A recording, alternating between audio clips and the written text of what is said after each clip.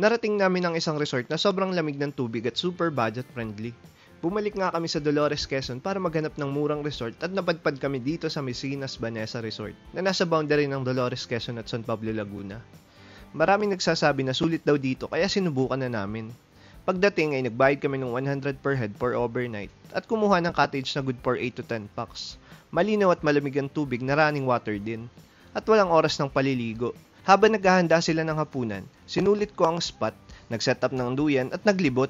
Malawak ang lugar, may tent area at mga rooms, at pwede rin kayo mag-message sa FB page nila para sa iba nyong katanungan. Ang pinaka nagustuhan ko dito, kahit anong oras pwede maligo. Malinaw ang tubig at running water mula sa ilog. At syempre, hindi mawawala ang kainan, kantahan at tawanan kasama ang mga tropa. May video okay for rent, kaya expect na may ingay, pero masaya din minsan yung ganitong vibes.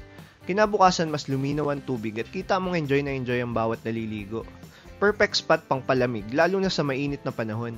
Hanggang dito na lang at abangan nyo ang next episode dahil may pinuntahan pa kaming spring na walang entrance fee.